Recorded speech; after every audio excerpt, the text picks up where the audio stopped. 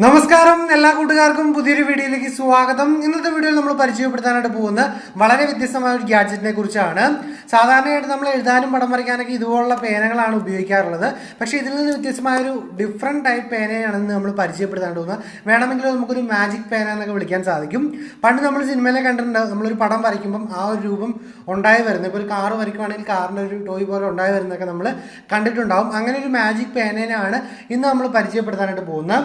ഐടച്ച് എന്ന് പറയുന്ന കമ്പനിയുടെ ഒരു 3D പെന്നാണ്. അപ്പോൾ നിങ്ങൾക്ക് പടം വരയ്ക്കാനൊക്കെ അറിയാമെങ്കിൽ നിങ്ങൾക്ക് ഒരു കളിപ്പാട്ടോ ഒരു കുഞ്ഞൊരു എന്താ പറയുക ഓരോരോ ഐറ്റംസ് ഒക്കെ വരച്ചുണ്ടാക്കി എടുക്കാൻ സാധിക്കുന്ന ഒരു കിടിലൻ പേനയുടെ വിശേഷങ്ങളാണ്, അതായത് 3D പെൻ്റെ വിശേഷങ്ങളാണ് ഇന്നത്തെ വീഡിയോയിൽ നമ്മൾ നോക്കാനായിട്ട് പോകുന്നത്. അപ്പോൾ തീർച്ചയായിട്ടും നിങ്ങൾക്ക് വ്യത്യസ്തമായ ഒരു അനുഭവമായിരിക്കും. എനിക്കൊന്നും മലയാളത്തിൽ അങ്ങനെ ഒരുപാട് ആൾക്കാരൊന്നും ഇതുപോലെ ഈ ഒരു പ്രൊഡക്റ്റിനെ കുറിച്ച് വീഡിയോ ചെയ്തിട്ടില്ലെന്നാണ് ഞാൻ വിശ്വസിക്കുന്നത്. അപ്പോൾ എനിവേ നമുക്ക് ഈ ഒരു പ്രൊഡക്റ്റിൻ്റെ അൺബോക്സിങ്ങും അതുപോലെ തന്നെ ഈ ഒരു പ്രൊഡക്റ്റ് ഉപയോഗിച്ച് എങ്ങനെയാണ് പടം വരയ്ക്കുന്നതെന്നും പടം വരച്ച് കഴിയുമ്പോൾ എങ്ങനെയാണ് പടം ഉണ്ടായി വരുന്നതെന്നൊക്കെ വീഡിയോ കണ്ട് മനസ്സിലാക്കാം. അപ്പം ആദ്യമായിട്ടാണ് നമ്മുടെ ചാനൽ വീഡിയോ കാണുന്നതെങ്കിൽ ഇപ്പോൾ തന്നെ ചാനൽ സബ്സ്ക്രൈബ് ചെയ്ത് തുടർന്ന് വരുന്ന ബെല്ലൈക്കൺ ഓൺ ചെയ്ത് വെക്കുകയാണെങ്കിൽ ദിവസവും ഇതുപോലുള്ള വ്യത്യസ്തമായ വീഡിയോസ് കാര്യങ്ങളൊക്കെ നിങ്ങൾക്ക് ലഭിക്കുന്നതായിരിക്കും. അപ്പോൾ വീഡിയോ ഇഷ്ടപ്പെട്ടാൽ ലൈക്ക് അടിക്കാനും ഷെയർ ചെയ്യാനും മടിക്കരുത്. ഗിവവേയിൽ പങ്കെടുക്കുന്ന കൂട്ടുകാർ തീർച്ചയായിട്ടും പങ്കെടുക്കാനായിട്ട് ശ്രമിക്കുക.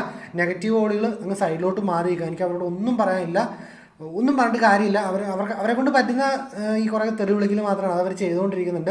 അപ്പോൾ സൈഡിലോട്ട് മാറി നിന്ന് അങ്ങ് തെറി വിളിച്ചുകൊണ്ടിരിക്കുക. ഞാനത് മൈൻഡ് ചെയ്യുന്നില്ല, അത് നടക്കട്ടെ. അപ്പോൾ ഒരുപാട് സമയങ്ങളിൽ നമുക്ക് പ്രൊഡക്റ്റിൻ്റെ അൺബോക്സിങ്ങും ബോക്സിൽ എന്തൊക്കെയാണ് ഉള്ളതെന്നും അതുപോലെ പ്രൊഡക്റ്റ് എങ്ങനെയാണ് വർക്ക് ചെയ്യുന്നതെന്നും വീഡിയോ കണ്ട് മനസ്സിലാക്കാം. അപ്പം ഇങ്ങനൊരു ബോക്സിനുള്ളിലാണ് നമ്മുടെ പ്രൊഡക്റ്റ് വരുന്നത്. ബോക്സിന് ഫ്രണ്ടിലായിട്ട് നോക്കിയിട്ടുണ്ടെങ്കിൽ നമുക്ക് ഇതിൻ്റെ ബ്രാൻഡ് നെയിമും കാര്യങ്ങളൊക്കെ കൊടുത്തിരിക്കുന്നത് കാണാൻ സാധിക്കും. അതുപോലെ തന്നെ പ്രൊഡക്റ്റിൻ്റെ ഒരു പടവും കൊടുത്തിട്ടുണ്ട്. പിന്നെ നമുക്ക് 3D മോഡൽ കാര്യങ്ങളൊക്കെ വരയ്ക്കുന്നുള്ള കുറച്ച് സാമ്പിൾ കാര്യങ്ങളും കൊടുത്തിരിക്കുന്നത് കാണാൻ സാധിക്കും. ബാക്ക് സൈഡിലോട്ട് നോക്കിയിട്ടുണ്ടെങ്കിൽ നിങ്ങൾ ഈ ഒരു പ്രൊഡക്റ്റ് വാങ്ങുവാണെങ്കിൽ എന്തെങ്കിലും പടമോ കാര്യങ്ങളൊക്കെ വരയ്ക്കുവാണെങ്കിൽ അത് ഇൻസ്റ്റാഗ്രാമിലൊക്കെ ഇടുവാണെങ്കിൽ അവരെ ടാഗ് ചെയ്യുന്നുള്ള കാര്യങ്ങളും അവരുടെ സോഷ്യൽ മീഡിയ പ്ലാറ്റ്ഫോമിൻ്റെ കാര്യങ്ങൾ കൊടുത്തിരിക്കുന്നത് കാണാൻ സാധിക്കും. ബോക്സ് ഓപ്പൺ ചെയ്യുമ്പോൾ നമുക്ക് ആദ്യമേ കാണാൻ പറ്റുന്ന കുറച്ച് മോഡലുകളും കാര്യങ്ങളും വരയ്ക്കുന്നതിന് വേണ്ടിയുള്ള ഒരു കാര്യങ്ങൾ, കുറച്ച് എന്താ പറയുക പേപ്പർ വർക്ക്സ് കാര്യങ്ങൾ കൊടുത്തിരിക്കുന്നത് കാണാൻ സാധിക്കും. അതുപോലെ തന്നെ വരയ്ക്കുന്നതിനുള്ള ഒരു ചെറിയ പ്ലാസ്റ്റിക്കിൻ്റെ ഒരു പേപ്പറും കാര്യങ്ങളൊക്കെ കൊടുത്തിട്ടുണ്ട്. പിന്നെ ഒരുപാട് മോഡൽ കാര്യങ്ങളൊക്കെ ഉണ്ട്. അപ്പം ഇതാണ് നമ്മുടെ എന്താ പറയുക 3D പെന്നെന്ന് പറയുന്നത്. എനിക്ക് തോന്നുന്നു ഇതിലും വില കുറഞ്ഞൊരു 3D മീൻസ് പെന്നോ അല്ലെങ്കിൽ 3D ഐറ്റം അല്ലെങ്കിൽ 3D പ്രിൻ്റർ കാര്യങ്ങളൊന്നും കിട്ടില്ല. പ്രിൻ്റർ എന്ന് പറയാൻ പറ്റില്ല, ഇതൊരു പെന്ന് മാത്രമേ ഉള്ളൂ. ഇങ്ങനെയുള്ള ഐറ്റങ്ങൾക്ക് ഭയങ്കര വില കൂടുതലാണ്. ഇതിന് 2000 രൂപ താഴെ മാത്രമാണ് വരുന്നുള്ളൂ. അപ്പം ഈ ബോക്സിൽ നമുക്ക് 3D പെൻ കാണാൻ സാധിക്കുന്നുണ്ട്. പിന്നെ അത് ഹോൾഡ് ചെയ്യുന്നുള്ള ഒരു സ്റ്റാൻഡ്, പിന്നെ ചാർജ് ചെയ്യുന്നുള്ള കുറച്ച് വയറുകൾ, പിന്നെ അതിൻ്റെ നമ്മൾ ഈ 3D ചെയ്യുന്നതിനുള്ള കുറച്ച് ഐറ്റംസ് ഉണ്ടല്ലോ, പല കളറിലുള്ളതിൻ്റെ അത് കൊടുത്തിരിക്കുന്നത് കാണാൻ സാധിക്കും. അപ്പം ഇതാണ് നമ്മുടെ പെന്നെന്ന് പറയുന്നത്. മുകളിലായിട്ട് ചാർജ് ചെയ്യുന്ന ബട്ടണും അതുപോലെ നമ്മുടെ ആ ഒരു എന്താ പറയുക 3D പെന്നിൻ്റെ ആണെങ്കിൽ ഇങ്കല്ല, ആ ഒരു പ്ലാസ്റ്റിക് സാധനം നമുക്ക് ആഡ് ചെയ്യുന്നുള്ള ഒരു ബോട്ടിലും കാണാൻ മീൻസ് ബാക്കിലൊരു ഹോളും കാണാൻ സാധിക്കും. അപ്പോൾ അതിലാണ് നമ്മൾ ആഡ് ചെയ്യുന്നത്. പിന്നെ കുറേ സ്വിച്ചുകൾ കൊടുത്തിരിക്കുന്നത് കാണാൻ സാധിക്കും. സ്പീഡ് കൺട്രോൾ ചെയ്യുന്നതിനും ഓൺ ഓഫ് ചെയ്യുന്നതിനും അങ്ങനെ ഒരുപാട് ബട്ടണും കാര്യങ്ങളൊക്കെ കൊടുത്തിരിക്കുന്നത് കാണാൻ സാധിക്കും. എനിവേ നമുക്കിത് വെച്ചൊന്ന് പ്രവർത്തിച്ച് നോക്കാം. ഞാൻ പ്രവർത്തിപ്പിക്കാനായിട്ട് ഇത് ഒരു പവർ ബാങ്കിലാണ് കണക്ട് ചെയ്തത്. അപ്പോൾ റെഡ് കളർ ലൈറ്റ് വന്നിരിക്കുന്നത് കാണാൻ സാധിക്കും. ജസ്റ്റ് ഒന്ന് വെയിറ്റ് ചെയ്യുക. ഒരു ബ്ലൂ കളർ ലൈറ്റ് ആയി കഴിയുമ്പോഴാണ് നമുക്ക് ഇതിൽ ആ മഷി പോലുള്ള ആ ഒരു സംഭവം വന്നു തുടങ്ങുന്നത്. അപ്പോൾ ജസ്റ്റ് ഒന്ന് വെയിറ്റ് ചെയ്യുമ്പോൾ ബ്ലൂ കളർ ആയിട്ടുണ്ട്. അതിനുശേഷം നമുക്ക് ഇവർ തന്നിരിക്കുന്ന ആ ഒരു ഇത് വെച്ച് നമുക്ക് ഏത് മോഡൽ വേണമെങ്കിലും വരയ്ക്കാം. ഇനിയിപ്പോൾ നിങ്ങൾക്ക് വരയ്ക്കാൻ അറിയാവുന്ന ആൾക്കാരാണെങ്കിൽ നിങ്ങൾക്ക് ഇഷ്ടമുള്ള മോഡൽ വരയ്ക്കാം. ഇപ്പോൾ ഞാനിവിടെ ഒന്ന് വരയ്ക്കാനായിട്ട് ട്രൈ ചെയ്യുകയാണ്. നമുക്ക് എല്ലാവർക്കും അറിയാം, നമ്മുടെ മച്ചാൻ പറഞ്ഞ പോലെ ചിലവരുടെ ശരിയാവും, ചിലവരുടെ ശരിയാവില്ല. അപ്പോൾ ഞാൻ ആദ്യമേ പറയും എൻ്റെ ശരിയാവാനുള്ള ചാൻസ് വളരെ കുറവാണ്. പക്ഷേ ശരിയായില്ലെങ്കിൽ എനിക്ക് അതിൽ സങ്കടമൊന്നുമില്ല. പക്ഷേ ബിക്കോസ് എനിക്കത് വലിയ ഐഡിയ ഇല്ല ഇത് വരയ്ക്കാനൊന്നും.